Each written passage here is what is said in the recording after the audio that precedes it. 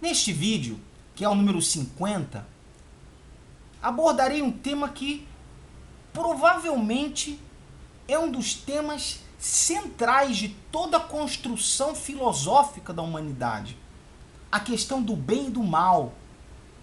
Isto vem atormentando há milênios todos os povos, em todos os países, todas as culturas. A grande questão de definir o bem e definir o mal, diferenciá-lo, é algo que realmente tornou-se foco de lutas, de guerras. A diferença entre o bem e o mal, fazer o mal para poder obter o bem, fazer o bem, isso gerou conflitos entre nações, entre culturas. E o mais fascinante desse assunto é que a doutrina espírita soluciona essa questão de uma maneira tão bela, de uma maneira tão profunda, que eu peço, pela primeira vez entre os vídeos desta série, peço que ouçam até o final a explicação, porque realmente modifica a nossa maneira de pensar quando conhecemos a noção do bem e do mal que a doutrina espírita nos ensina. É algo realmente fascinante para tornar a ideia mais frisada. A questão é simples quando pensamos que fazer o mal ao semelhante é o mal, ajudar uma pessoa é o bem. A coisa torna-se mais difícil quando os limites ficam mais tênues, quando não sabemos se auxiliar uma pessoa preguiçosa em dificuldades realmente pode torná-la mais preguiçosa, mas ela está em dificuldades. Não sei se eu devo ajudá-la fazendo bem, mas ao mesmo tempo não sei se isto lhe fará um mal. É nessas questões mais difíceis que a conduta filosófica de definir o bem do mal se mostra presente. Quando pensamos na doutrina espírita, a primeira coisa que nos vem é a pergunta 631 do Livro dos Espíritos. Quando Kardec indaga as entidades venerandas, diz ele: tem meios o homem de distinguir por si mesmo o que é bem do que é mal? As entidades venerandas respondem: sim, quando crê em Deus e o quer saber. Deus lhe deu inteligência para distinguir um do outro.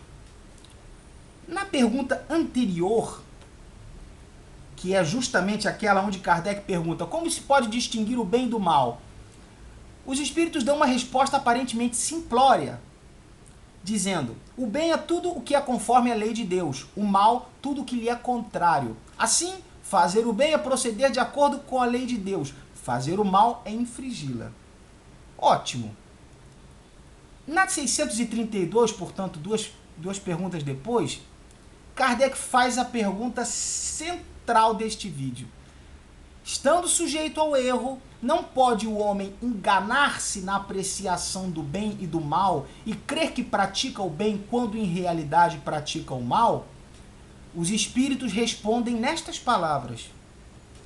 Jesus disse: vede o que queríeis que vos fizessem ou não vos fizessem. Tudo se resume nisso, não vos enganareis. A simplicidade da resposta é uma linha e meia que certamente transforma muita coisa na filosofia, porque não só na filosofia, mas na filosofia espírita, porque simplesmente este conceito, numa interpretação que conjuga este conceito com outros conceitos espíritas, vamos entender o ponto central. Qual é o método que posso dispor com segurança para distinguir com acerto o bem do mal? Algumas pessoas simples, às vezes muito crédulas, ingênuas, acreditam que existe um juiz invisível, alguém, assim como existe um anjo da guarda, que de fato existe um espírito designado para nos auxiliar pessoalmente, sempre existe, mas é o tema de outro vídeo. Mas algumas pessoas, na sua ingenuidade, pensam que existe um espírito designado a nos julgar, a verificar nossos atos e, conforme foram nossos atos, nos dar uma punição, o que é absolutamente incoerente. Em primeiro lugar, porque eles têm mais o que fazer. Em segundo lugar, porque a lei que se opera é outra lei. Não é uma lei mesquinha que fica à espreita de tocaia, aguardando uma conduta nossa, uma palavra nossa, para detectar um equívoco nosso de maneira quase sádica. Não é isso. A grande questão é que, se descobrir a diferença entre o bem e o mal fosse algo acessível somente aos doutores, aos doutos, aos acadêmicos, aos letrados, aos dotados de grande cultura e grande discernimento e conhecimento filosófico, nós não teríamos humanidade, nós não teríamos ser humano, nós não teríamos nada. Se fosse apenas exclusividade das maiores inteligências distinguir o bem do mal, realmente não teríamos nada que prestasse sobre a face da Terra. Mas a sabedoria de Deus, naturalmente a doutrina espírita vai nos explicar isso com mais detalhes, fez com que a possibilidade de distinguir o bem do mal fosse acessível a qualquer pessoa que deseje realmente conhecer. Então, a pergunta retorna: qual é o método mais seguro que posso ter para diferenciar o bem do mal? Existe no bem e no mal algo escrito que seja bom ou seja mal? Na verdade, não. E uma vez um filósofo, inclusive da doutrina oriental, milênios, disse em sua pseudo-iluminação que não há nada bom ou mal. Pensar é que faz com que uma coisa se torne boa ou má, como se elas intrinsecamente não fossem boas ou más. O que é, por certo, um equívoco, como demonstrará a doutrina espírita. Mas vejamos, para responder à principal pergunta, que método posso dispor para diferenciar o bem do mal com segurança? Temos que observar que nossa conduta, nossas palavras e nossos pensamentos, basicamente vamos nos compor desses três elementos. A nossa manifestação humana vai se compor da conduta, sendo a ação e a omissão também, porque conduta é ação e omissão. Quando somos obrigados a agir, a omissão torna-se uma conduta. Estamos deixando de fazer algo que deveríamos fazer.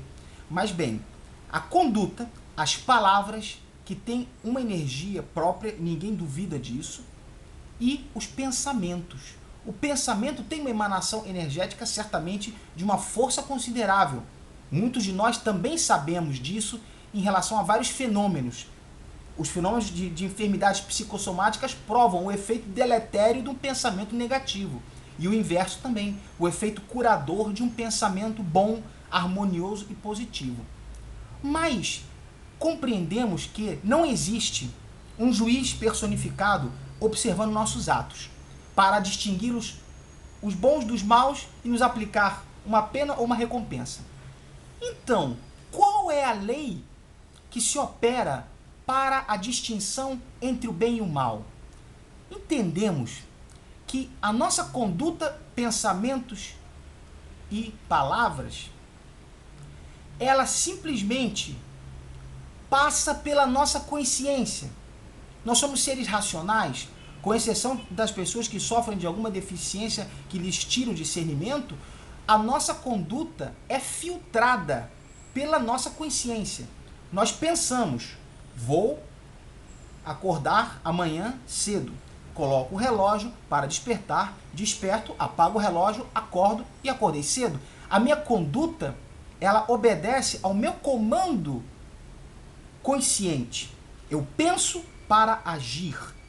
A minha conduta, então, logicamente, as minhas palavras, os meus pensamentos, os gestos, toda a minha manifestação, ela passa pelo meu julgamento, pelo meu discernimento, pela minha consciência. Então, ela é filtrada pela minha consciência para se manifestar. Portanto, ela deixa em mim impresso simplesmente uma matriz. Eu sou a matriz do meu pensamento, eu sou a matriz da minha conduta, eu sou a matriz das minhas palavras. Eu criei a minha palavra, a minha conduta e meu pensamento. Eles são meus. Eu os manifesto, mas eles são meus. Portanto, quando eu tenho uma atitude errada, ela partiu da minha consciência, partiu de mim. ela permanece fluidicamente comigo. E aí é que vem a grande questão. As atitudes, condutas, pensamentos não têm escritas ou escritos em seu interior se são boas ou são más. Porém, elas imantam o ser humano da mesma energia que lhe é peculiar. O tempo inteiro Lavoisier, na natureza nada se perde, nada se cria, tudo se transforma. Portanto, a minha conduta não se perde. Ela vai se transformar a partir do meu gesto para o próximo e para o meio em que eu vivo. Mas ela permanece comigo. Metáforas e metáforas posso traçar para que possamos entender. A minha conduta cria um laço fluídico ligado a mim. Fica em mim uma assinatura vibratória, uma imantação própria, magnética. Eu emanei a minha conduta. Ela é minha, partiu de mim. Portanto, ela não se separa de mim. Aí é que as palavras do Cristo se tornam mais claras. Fazei o que queríeis que vos fizessem, e não façais o que não queríeis que vos fizessem. Por quê? Porque a minha conduta, o meu ato, me deixa imantado desta natureza, que naturalmente não se perde. Portanto, esta natureza, eu saberei se é boa ou se é má, pela forma como eu irei sofrer depois. É natural que o verdadeiro espiritismo não se utilize da palavra karma, porque o sânscrito, de onde proveio esta palavra, da cultura de onde proveio, trazia uma noção de olho por olho, dente por dente. Fez, paga, fez, paga. Na verdade, quando Jesus nos traz que o amor cobre a multidão de pecados, nos mostra ele que a nossa conduta, ela opera de fato uma purgação dos débitos. E é aí que entendemos um dos mais belos conceitos sobre a misericórdia de Deus. Deus fez com que a nossa conduta boa se multiplicasse, porque o altar que eu crio no coração do próximo, com a minha postura, com a minha conduta, ele frutifica, ele prolifera. Da mesma maneira, o mal, ele fica preso a mim, mas eu não preciso sofrê-lo integralmente se eu quiser optar pelo caminho do amor e, com a boa conduta, reparar. Eis que aí vem uma outra noção a respeito da criminologia. Tive aulas com um dos maiores estudiosos da criminologia do país, Álvaro Mairink da Costa, que me ensinou muito claramente que aquela justiça retributiva de punir o crime pela punição pura e simples é contraproducente, gera revolta, a médio e a longo prazo recrudesce o crime, piora as coisas. O que é necessário fazer é reparar, é reintegrar. E a doutrina espírita já trazia isso em 1800 e pouco, quando falava para nós que o que é necessário é a reparação do mal que se faz. Esta reparação, evidentemente, ela tem que acontecer dentro de nós e a assimilação tem que ser completa. Desde o momento em que eu passo a agir com amor e começo a recompor o meu destino, aquele mal que eu fiz passa a ser diminuído. As suas consequências vão sendo diminuídas pelo amor e pelo bem que eu faço. Mas se eu não quero fazer o bem, é evidente que o ensinamento tem que ficar claro. E para que o ensinamento fique claro, devo eu passar por aquilo que eu fiz sofrer. Porque este mecanismo de causa e efeito é que me ensina. Este é o mecanismo que me ensina. Porque se eu leio 30 livros sobre culinária, não saberei cozinhar. Mas o dia que eu acender o fogo, aí eu começo a aprender a cozinhar.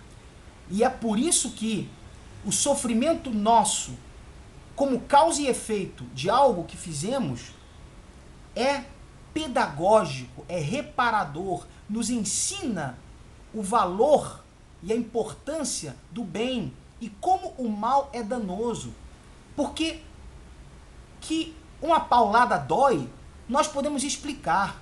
E a pessoa poderá dar essa paulada e ela saberá que dói, mas ela só terá a real noção o dia que ela levar também essa paulada. E é por isso que os mecanismos da espiritualidade têm uma liberdade ampla. A espiritualidade nos diz, você prefere evoluir como? Da melhor maneira.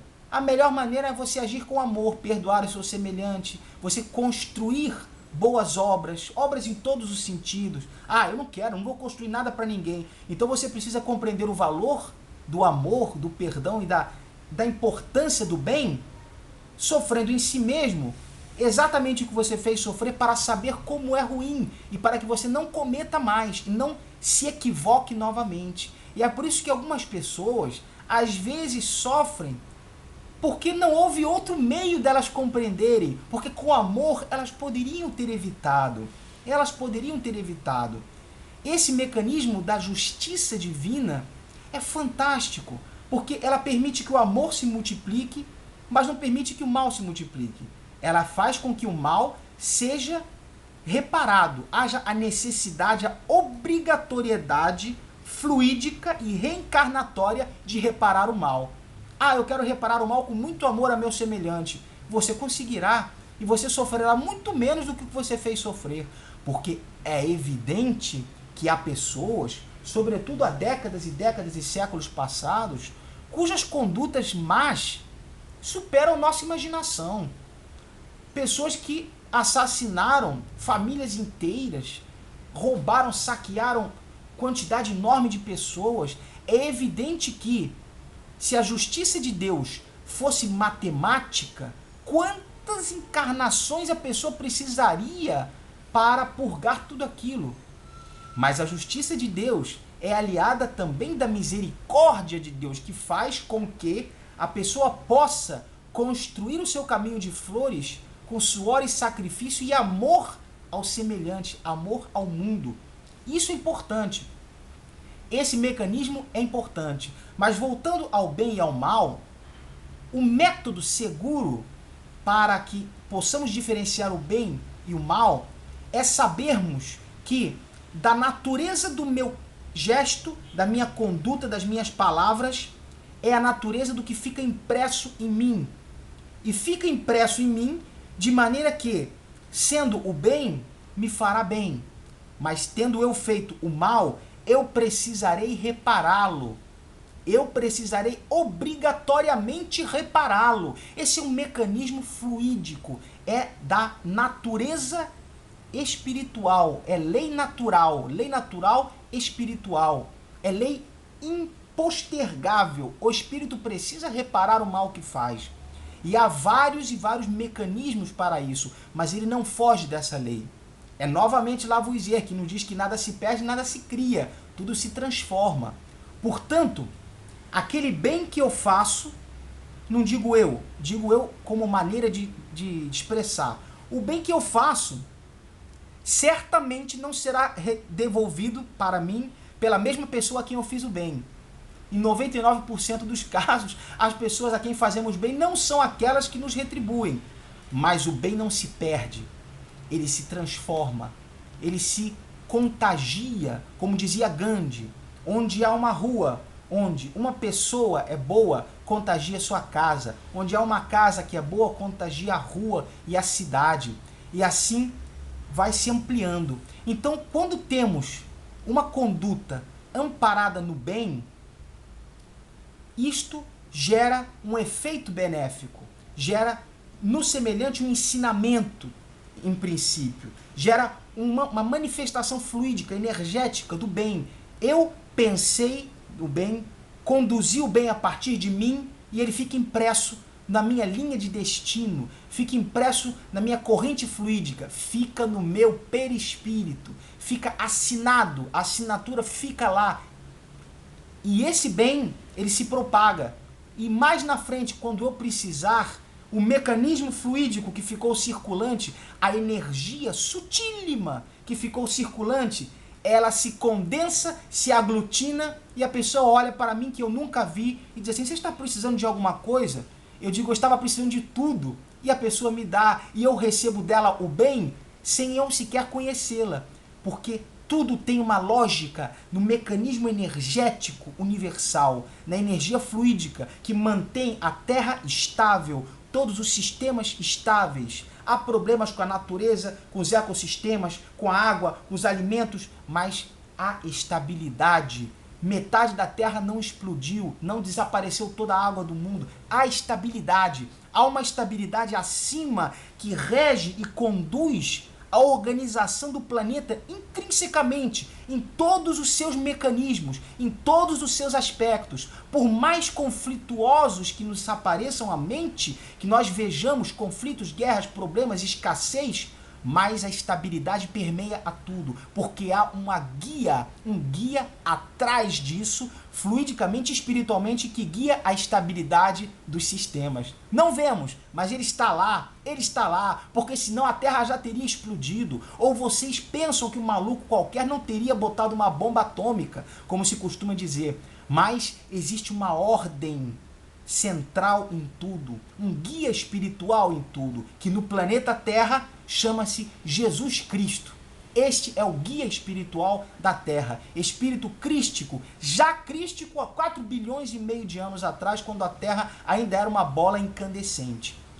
Portanto, a questão do bem e do mal parte do pressuposto de que se eu fico imantado, dei a explicação sobre o bem, se eu fico imantado de uma conduta ruim, mesmo que ninguém veja, mesmo que ninguém saiba, essa conduta partiu da minha consciência, foi filtrada pelo meu pensamento, ela partiu de mim, portanto, existe uma ligação comigo. Eu fui gerador, eu fui o pai dessa ideia, dessa conduta, dessa palavra, desse pensamento ruim. Portanto, ele fica comigo, ele fica impresso em mim.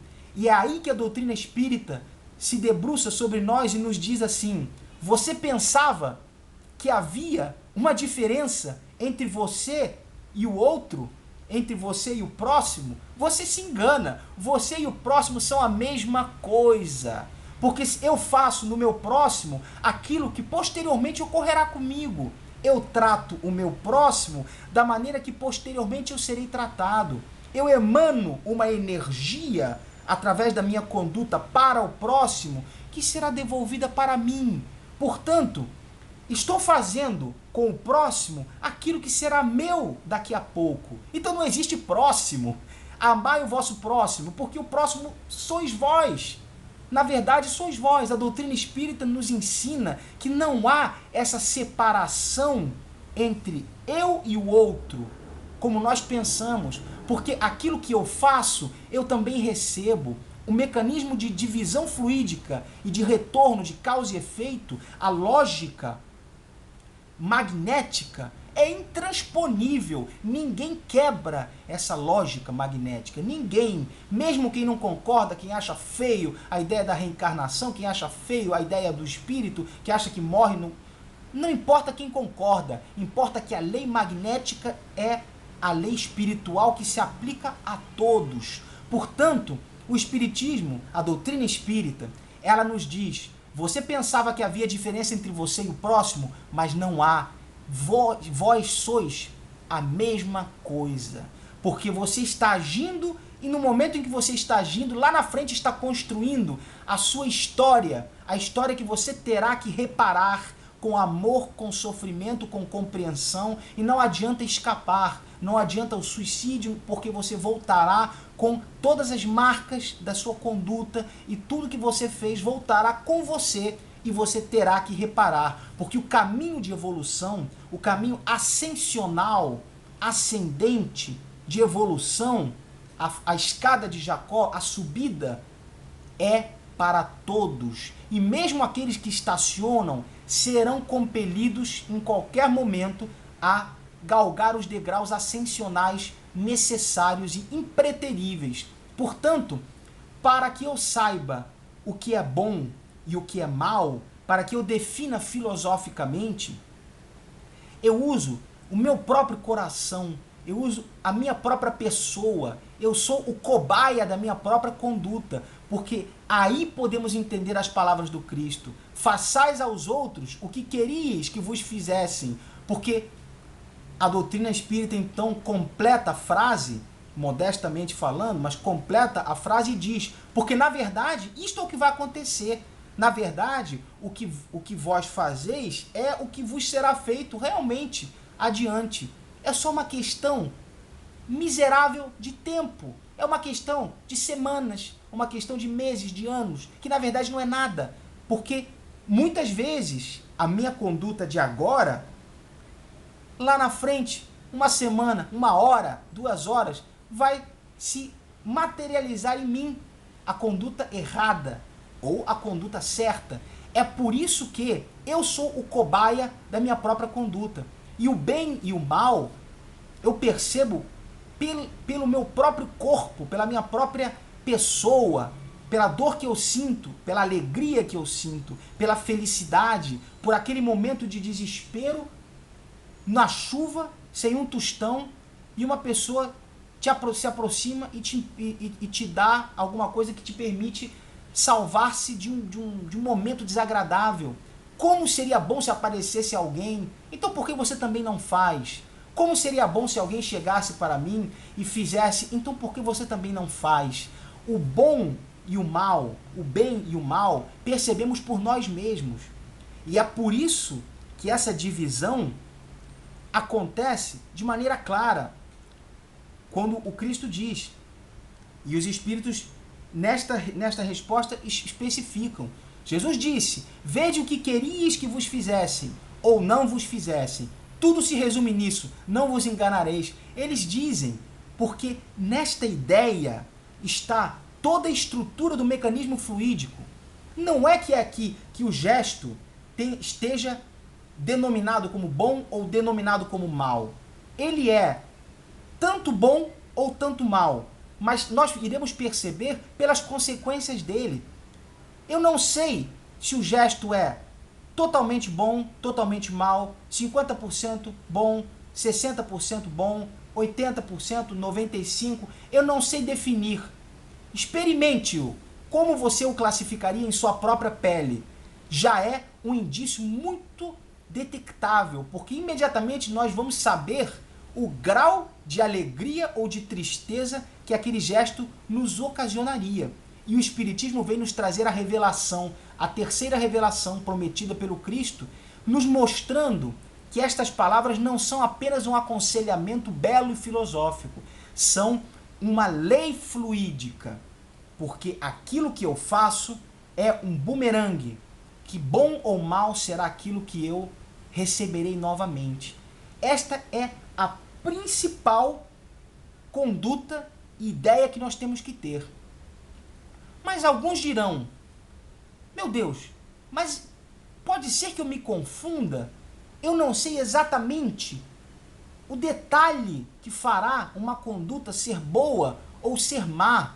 Eu não sei exatamente o que definirá um detalhe pequeno, aquela pessoa que entra na minúcia e quer saber se essa conduta é boa ou essa conduta é má.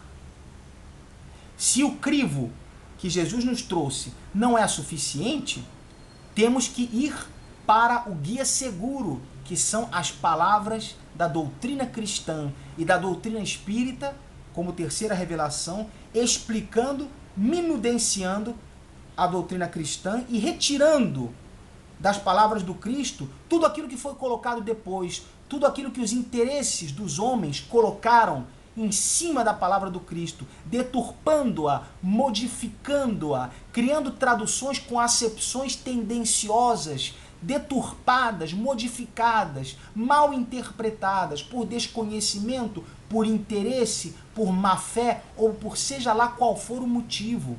Mas, quando o cristianismo legítimo traz toda a doutrina do Cristo e, através das obras maravilhosas, não só de Kardec, que nos trouxe a doutrina espírita, mas de Emmanuel, de André Luiz, de Joana de Ângeles, de Divaldo, Manuel Filomeno de Miranda Espírito, todos estes missionários que vieram explicar com mais detalhes. André Luiz tem um livro que recomendo o tempo inteiro a todos, chamado Sinal Verde.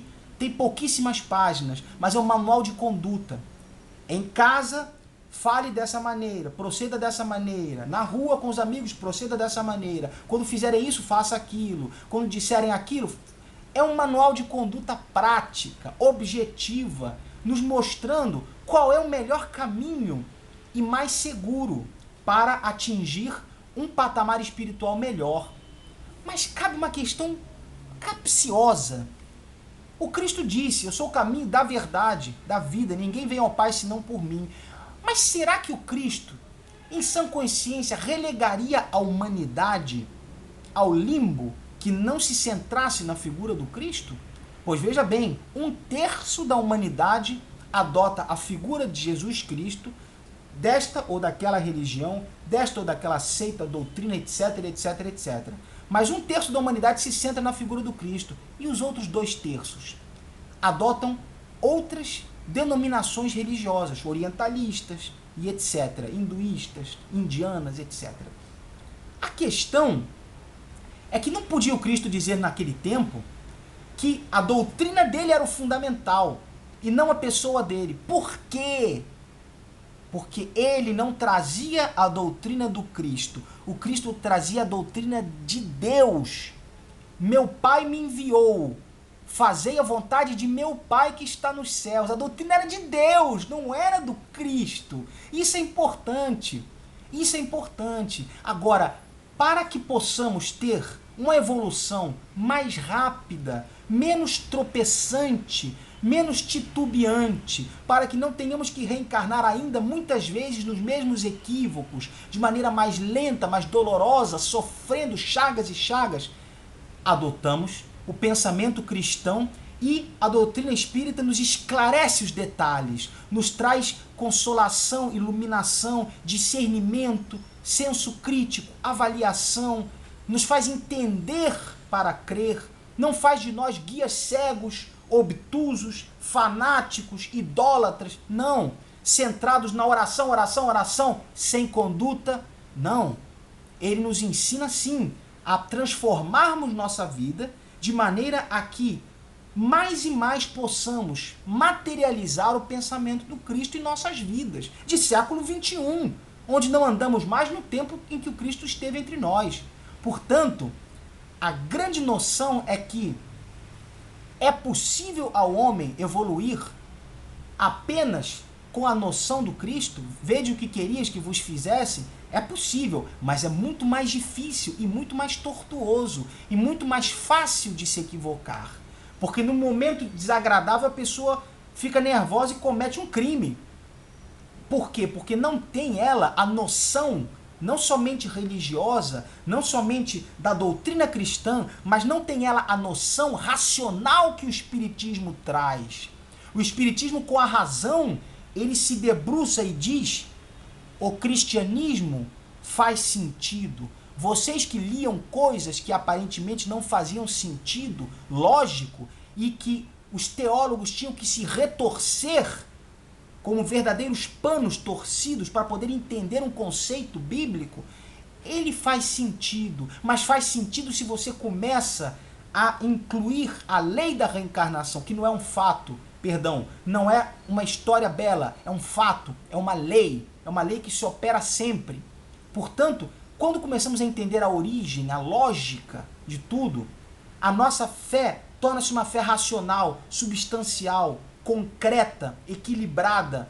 Entendemos por que fazer o bem, por que não fazer o mal. Não é porque Deus vai castigar, porque Deus não castiga. Ele não é imperfeito como nós. Ele não tem os nossos defeitos. Uma vez me disseram, de uma religião destas, outras, me disseram que o homem nasceu defeituoso, um problema físico, porque a natureza também faz frutos com defeitos. Às vezes a fruta nasce torta. Pelo amor de Deus, uma pessoa passa 30 anos numa repartição pública sem cometer um erro. Caxias. Por que Deus iria cometer um erro em menos tempo? Deus seria mais imperfeito que um funcionário de uma repartição pública? É uma questão racional. Precisamos entender que a razão é o crivo, mas é o crivo que, em primeiro lugar, tem que ser passado pelo filtro da humildade. Onde eu não entender, vou estudar. Não vou achar que a minha opinião deve se valer acima de tudo.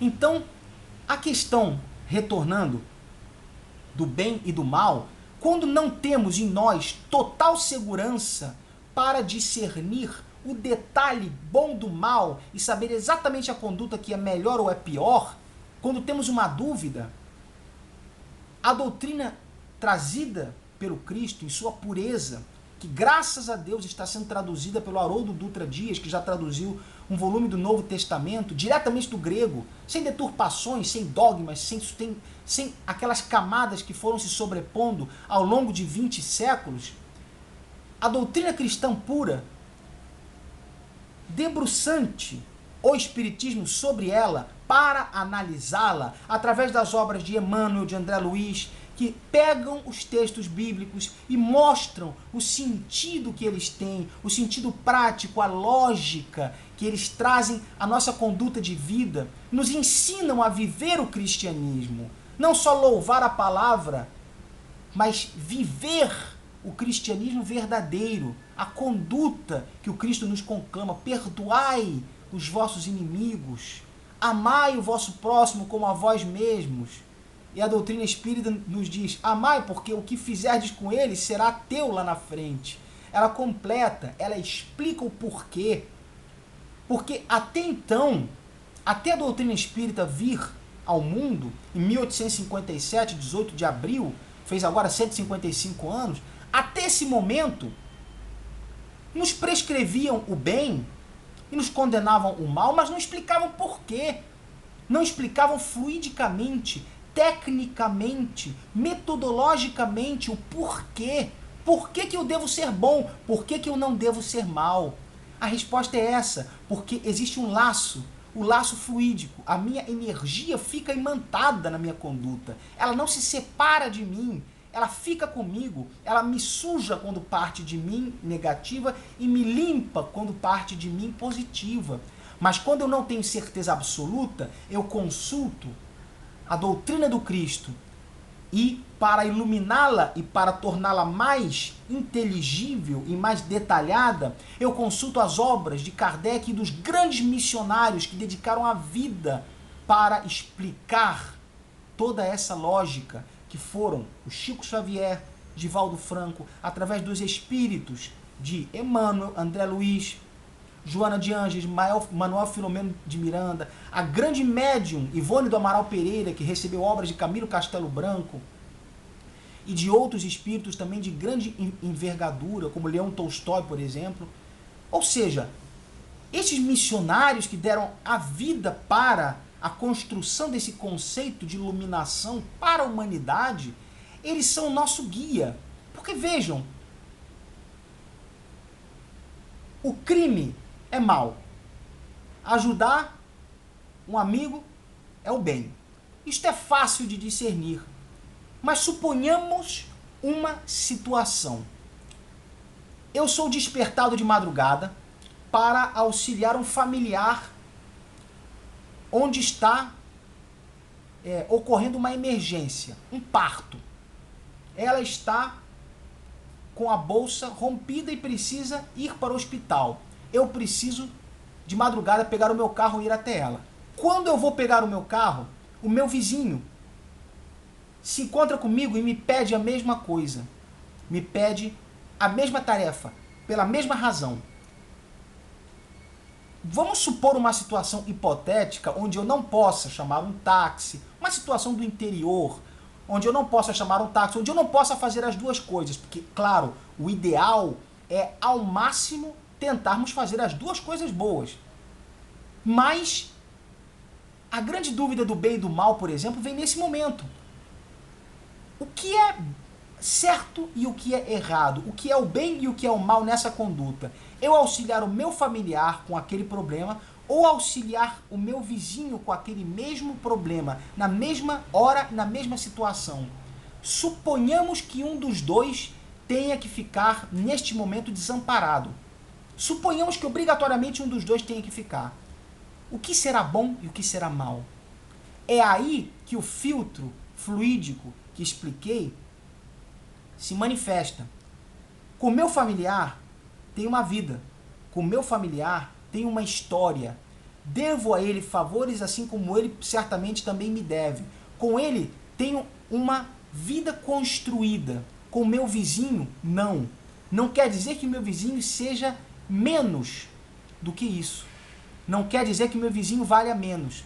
Mas certamente, se eu disser para o meu vizinho que o meu primo, por exemplo, o meu tio, o meu familiar, encontra-se numa situação de emergência idêntica à dele, ele ficará triste, mas ele poderá entender que eu não posso desamparar um familiar meu para atendê-lo. Se ele perceber que a situação é A ou B, ele poderá entender, mesmo que com sofrimento e mesmo que com reclamações, mas ele entenderá que eu devo socorrer o meu familiar. Ele entenderá, com dificuldade, mas entenderá. Mas o meu familiar não entenderá se eu deixar de atendê-lo para atender o meu vizinho. Ele dirá, poxa, mas eu sou teu primo, eu sou etc. Você vai me deixar aqui e vai atender o outro? Ele não entenderá. O mal que eu causarei no coração dele, a mágoa que eu criarei, porque o dano é o mesmo. Um dos dois ficará desamparado, o dano será igual, suponhamos. Mas a mágoa no coração do meu familiar será maior do que a mágoa que seria no coração do meu vizinho. Portanto, nesta hipótese específica, o bem está condicionado a toda a estrutura energética, toda a estrutura magnética, tudo aquilo que vai e volta, tudo que retorna, tudo aquilo que eu me situo dentro. Se eu estivesse nessa posição, eu certamente iria dizer, poxa, eu sou teu familiar, como você não me auxiliará e auxiliará o meu vizinho? Eu me sentiria assim. Porém, o que a doutrina espírita nos mostra vai mais além. Ela nos diz que amanhã nós podemos ser os vizinhos. E nós certamente teríamos uma gratidão enorme se o nosso problema fosse solucionado. Então é nesse momento que, mesmo com risco, deve a pessoa tentar atender aos dois casos. Porque quando ela se situa no ponto do outro, ela percebe que, poxa, se eu fosse o vizinho, eu gostaria muito de ter o meu problema resolvido também.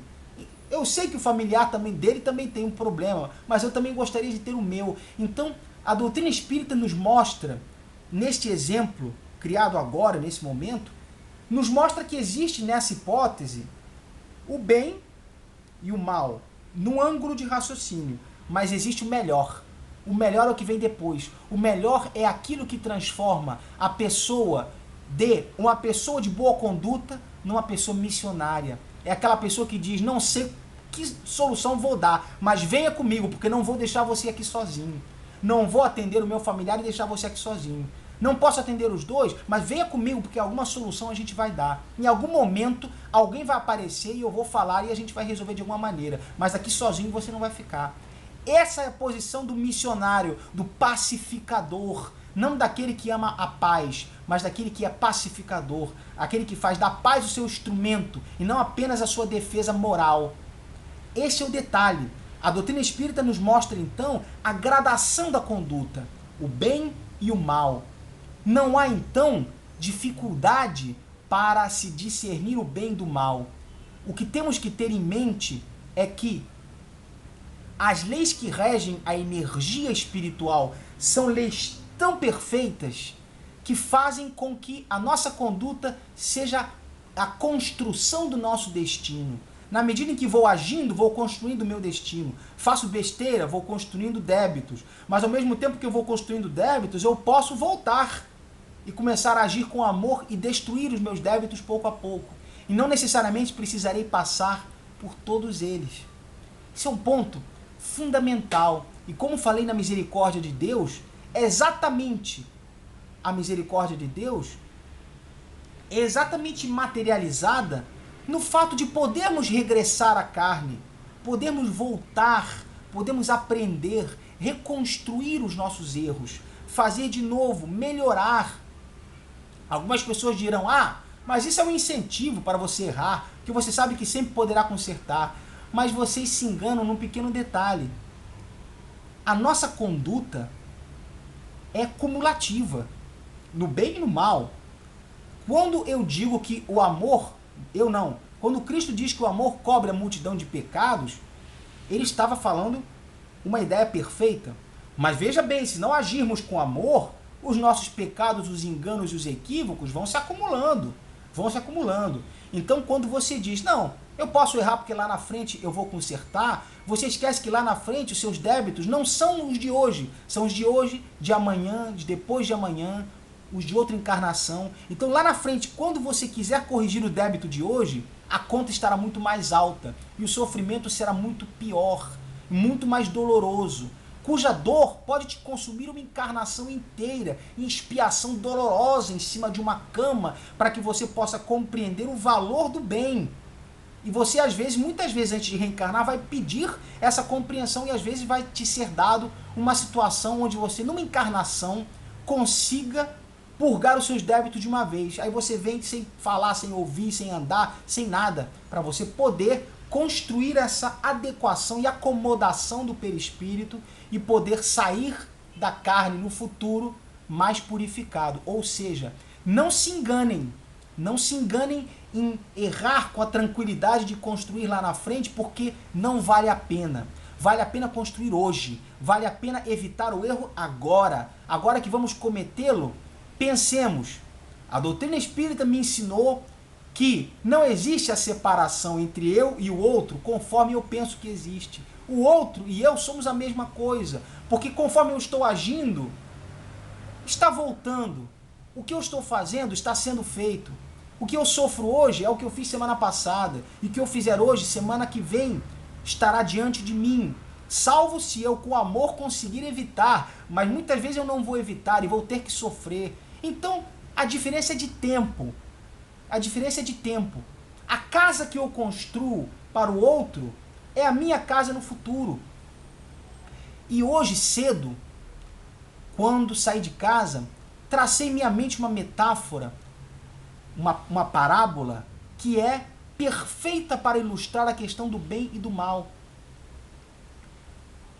O sujeito, chamemos de João. João mandou uma empresa construir sua casa. Foi a empresa de construção civil, e mandou construir a sua casa. Pediu material de uma qualidade normal, devido ao preço, e mandou construir a sua casa. Imaginemos ele, uma semana depois, estava andando pelas imediações e encontra um senhor muito humilde, aos prantos, chorando, sentado no meio-fio. E ele indaga: por que choras, amigo? O que te faz sofrer desta maneira? E ele responde: eu tinha um trabalho para realizar com uma quantidade de tijolos. Eu perdi todos eles. E eu vou ser mandado embora, e vou ser processado, e ainda terei que pagar esses tijolos que eu não tenho de onde tirar. E João, então, vendo aquela cena, fica condoído e diz: meu irmão, não chore mais. Se esse é o problema, vamos agora que eu resolvo isso. E ele vai a uma loja de ferragens e indaga ao homem humilde: quais foram os tijolos que você perdeu? Foram desta marca. Ele diz: então, faça uma coisa melhor. Já que você perdeu e você está atrasado, e já que o teu chefe já está te chamando e já está aborrecido, venha com estes tijolos que são de uma marca melhor, são de qualidade melhor, superior. E o homem então fica feliz e fica agradecido de coração, pega aqueles tijolos e leva.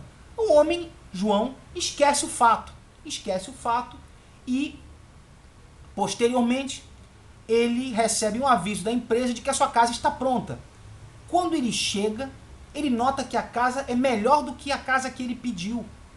Ao chegar na casa, ele encontra quem na casa? O funcionário, o homem humilde. O homem humilde havia perdido os tijolos da casa dele. Quando ele comprou tijolos melhores, foi para a casa dele, para a própria casa dele. Quando ele chega, ele se depara com a casa dele muito mais bela. E o homem lhe diz: eu lhe agradeço. Ele diz: como você me agradece se a casa é minha? Você trabalhou para mim. Ou seja, esta parábola, até certo ponto, de certa maneira, inocente, mas eu em minha mente criei esta parábola para mostrar que a casa que eu construo agora, mas a casa que eu construo para o meu próximo, ela é mais bela. Inclusive, o tempo é um pouco dilatado, mas a casa que eu construo para o meu próximo é minha também. Porque a casa que eu construo para o meu próximo, mais aquela outra que eu comecei a construir, quando se volta para mim, se volta num palacete. porque são as casas que eu construí, metaforicamente. O bem que eu consigo fazer para vários, volta-se todo ele para mim. E essa a beleza da justiça de Deus, que nos permite, com a nossa conduta, proliferar o bem, disseminar o bem, criar uma rede fluídica, uma rede que pega todos os peixes da lagoa, porque essa rede nós vamos construindo. Quando pegamos todos os peixes, todos eles vêm para nós, porque nós construímos a rede. Nós construímos o bem que se dissemina para nós. Portanto, não há a separação nossa para o próximo. Não existe. É apenas uma questão de tempo. Horas, dias, semanas, meses, anos, décadas, séculos, milênios. Mas a conduta para o próximo é sempre a nossa. É sempre a mão que abraça o próximo e o traz. Se eu trouxer com violência, ele irá me machucar, porque irá se bater contra mim. Mas se eu trouxer com afeto, o próximo se acolherá. Esta é a noção que a doutrina espírita explica, porque o Cristo já a trouxe, mas foi tão deturpada, tão modificada, dilacerada, mal interpretada, pois a doutrina espírita, então, ela nos demonstra essa noção de bem, essa noção de união, e é por isso que dissemina a fraternidade universal, porque mostra que o mal não vale a pena, porque a dor que eu infligir é a dor que eu sofrerei também, a não ser que eu pague com amor, mas será certamente custoso. O melhor é eu evitar o mal, não quer dizer que eu não vá agir com amor e fazer o bem, mas por favor, será que eu terei que fazer o bem para quitar o mal? Por que eu não faço o bem sem ter feito o mal? Muito mais louros terei, muito mais aquisições espirituais terei, se fizer o bem e se agir com amor, sem ter feito o mal. É como se eu adquirisse crédito sem ter débito. Porque se eu tiver muito débito, o meu crédito não vai fazer nenhuma diferença. Eu vou ficar de qualquer maneira em má situação. É preciso que eu tenha crédito sem ter débito, para que o meu crescimento se faça melhor. Portanto, a necessidade de não agir mal se mostra tão matematicamente compreensível que passamos a entender que o nosso destino é construção nossa. Quando Cristo nos salvou, dizem as doutrinas, e o próprio Espiritismo também diz, mas ele diz, Cristo nos salvou porque nos deu as ferramentas para que nós possamos construir o nosso destino. Eu pessoalmente, particularmente, abomino os conceitos preguiçosos de que Cristo carrega todos nas costas, basta crer, está tudo resolvido, basta bater palmas e orar, está tudo resolvido. Orai, esperai, não, trabalhai, agi no bem, secai as lágrimas de vossos semelhantes, fustigai vosso orgulho, vossa vaidade exacerbada. Este é o ponto a se construir. Portanto, fica claro que não é necessário grande cultura ou grande erudição, grande conceito filosófico, academias, mestrados, para discernir o bem do mal.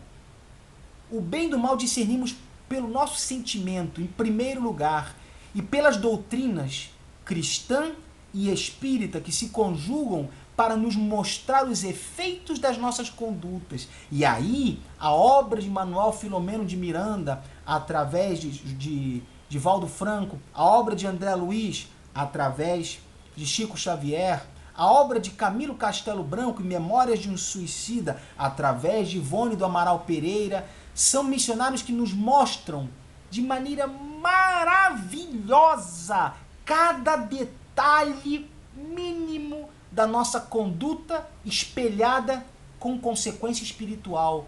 O que eu faço que se reflete, o que se reflete e o que eu faço. Essa troca constante entre plano material e espiritual, os resultados da minha conduta, do meu pensamento, a maneira como eu crio fluidicamente um ambiente propício para os obsessores, propício para os ovoides, propício para as larvas e miasmas espirituais, ou a oração que me eleva ao padrão vibratório para que bons espíritos se aproximem de mim e possam me insuflar boas ideias e bons... Eu não estou falando mais por mim, eu não sei o que eu estou falando mais. Bons conceitos, boas ideias, bons pensamentos, é simplesmente uma emanação que provém da nossa matéria fluídica, da nossa vibração, que se imprime em nós e que faz com que nós possamos refletir em nossa conduta cada passo, cada situação, cada criação nossa. E isso é o que André Luiz nos traz, isso é o que Emmanuel nos traz, isso é o que esses grandes missionários mostram através de suas obras, as consequências dos atos, não mais em conceitos filosóficos, não mais em ideias impenetráveis, incompreensíveis, mas simplesmente em conceitos claros, conceitos factíveis, materiais, em noções claras para que nós possamos agir. É por isso que o Espiritismo é a terceira revelação, é o Consolador, porque ele não só explica a doutrina do Cristo, não só tira os véus de misticismo e que geraram tanta incredulidade em torno da figura da doutrina cristã durante tantos séculos, senão que nos prova todo esse mecanismo, nos explica as razões científicas, filosóficas, doutrinárias, religiosas, nos prova e nos mostra como agir, como atuar, como se comportar diante de uma discussão, diante de um insulto, diante de uma ingratidão,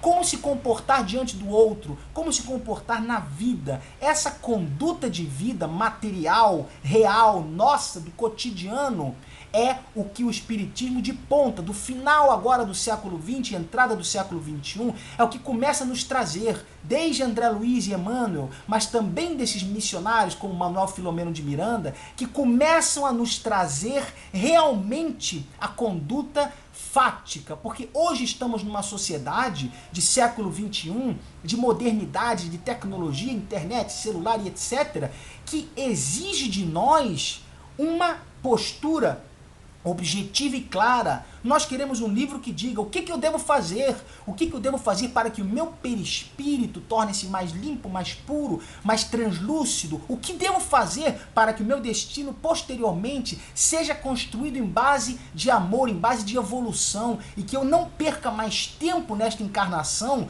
com todos esses equívocos, gerando danos e lesões para meus semelhantes, que serão minhas, conforme expliquei, mais adiante. O futuro é o que eu faço hoje. A minha conduta é um bumerangue. E é por isso que esses missionários nos trazem um caminho de segurança quando em nós paira alguma dúvida sobre qual caminho seguir, quando nós temos alguma incerteza sobre qual conduta agir, de que maneira vamos proceder. O guia que Jesus nos traz sobre o que querias que vos fizessem é importante e é fundamental, mas também aquele guia que nos mostra simplesmente a estrutura material, a causa e efeito, tudo explicado pela doutrina espírita a partir do conhecimento que nos trouxe o Cristo. E aí é que nós temos um guia mais seguro para não perdermos uma encarnação, para não jogarmos na lata do lixo uma encarnação e termos que voltar com novos e mais sofridos destinos que nós mesmos construímos. E a misericórdia de Deus, então, nos facilita a que possamos reconstruir e reparar esses erros. Aí a frase, aqui se faz, aqui se paga, a doutrina espírita nos mostra que o certo é aqui se faz, aqui se repara. E é dessa maneira que construímos o nosso destino. E é por isso que o bem e o mal tornam-se claros e serenos diante de nós, porque temos instrumentos seguros e guias seguros para nos orientar a ter uma encarnação melhor e para sabermos o que é melhor fazer, o que é bom e o que é mal. E o que vai acima, que é o missionário, que é aquele que procura o bem, doa a quem doer, mesmo a si próprio. Porque esse já é um degrau além, já é um movimento que nós temos que fazer. Acima do bem e do mal, quero eu fazer aquilo que está melhor ainda. Se tenho que perder alguma coisa, se tenho que sofrer, eu sofro, mas eu procuro fazer o bem mesmo que custe. Eu não procuro ponderar matematicamente. É um degrau acima. É o degrau acima que grandes missionários nos mostraram, abdicando de suas vidas, de seus cotidianos, suas histórias, para servirem a causa da humanidade e para fazerem a humanidade progredir, evoluir. Esse é o ponto que nós aprendemos. É o degrau acima. Mas vejam, se nós conseguirmos já deixarmos de fazer o mal e já começarmos a trabalhar no bem, começarmos a refrear nosso ódio incontido, refrear nossas manifestações de raiva diante de situações desagradáveis, se começarmos a refrear nossos instintos animalizados, agressivos, se começarmos a conter-nos um pouco ou muito a partir dos nossos instintos primitivos e de agressividade, já damos um grande passo. Já damos um grande passo. Onde a conduta seria má, vamos procurar transformá-la. Vamos não simplesmente deixar de fazer o mal, vamos substituí-lo pelo bem. Vamos começar a agir no bem, para que o bem vá apagando, o bem do crédito vá apagando o mal do débito. E vamos assim construindo o nosso destino. Vamos agindo, vamos construindo, é uma constante. Como falei em outro vídeo, a nossa conduta, ela cria. Mas no momento em que estamos passando pelas consequências da lei de causa e efeito, pelas consequências da nossa conduta, ali a nossa conduta já está criando uma outra futura. É constante, é constante, é constante. Por isso que aproveitar bem um ensinamento, aproveitar bem um sofrimento, aproveitar bem com utilidade pedagógica, com ensinamento e com aprendizado, uma situação difícil, uma situação humilhante, uma situação que cause conflito, aproveitá-la bem é uma maneira de construirmos um destino lá na frente melhor. Da mesma forma que aproveitá-la mal, com ódio, com repulsa, com blasfêmia, com agressividade, é criarmos para nós outros efeitos lá na frente, ocasionados por essa causa. Então, quando estamos na lei de causa e efeito, ela é contínua. Vamos criando o tempo inteiro. E na medida em que vamos construindo com amor e mudando o foco, o ângulo de nossas vidas, para uma conduta boa, com amor, generosidade, alegria, estímulo, gentileza, perdão, consideração, tolerância. Quando construímos nesse caminho, as coisas vão se modificando e o nosso destino também vai se modificando.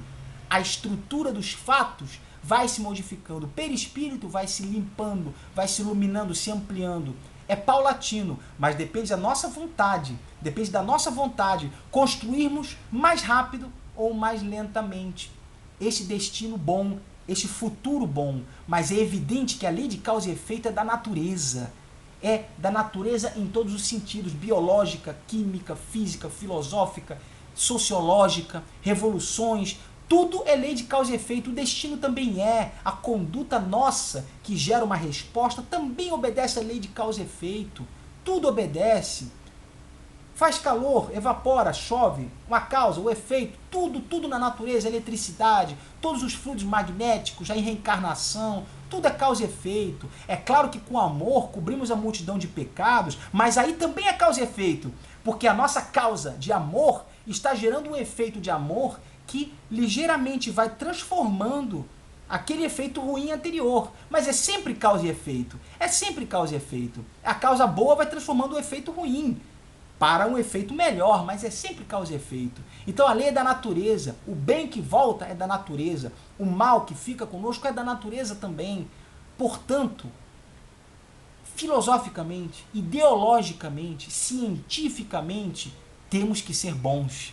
Não é porque seja uma filosofia bela de se dizer, mas é por imperativo da lógica que o Espiritismo nos traz e nos ilumina. Bendita seja esta doutrina espírita que ilumina os corações e as almas que desejam uma explicação racional, uma explicação que satisfaça. Blá, blá, blá, não adianta mais, não estamos nesse tempo mais. Conversa mole já não adianta para nós. Nós precisamos de respostas sólidas e questões coerentes e que suportem o crivo mais astuto da razão, o crivo mais científico, os físicos espíritas, os médicos espíritas, os juristas de grandíssima inteligência espíritas que se debruçam, analisam e dizem: tudo está aqui, quem não viu é porque não leu, quem não descobriu é porque não quis sentar e pesquisar para descobrir.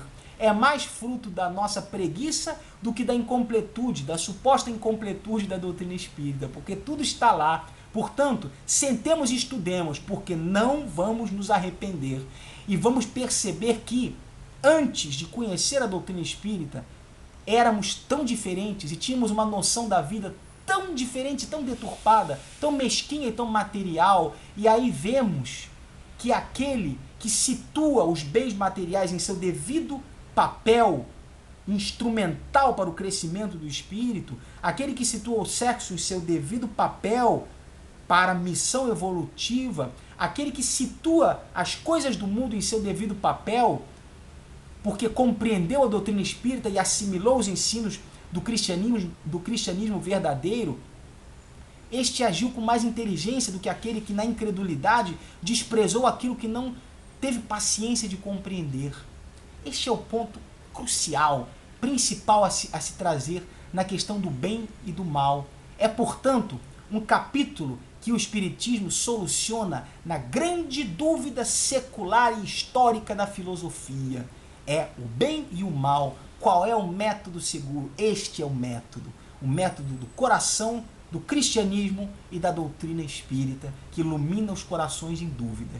Agradeço muito a consideração, a paciência de terem ouvido até aqui. Fiquem na paz de Deus e que Deus os ilumine. Muito obrigado. Fique com Deus.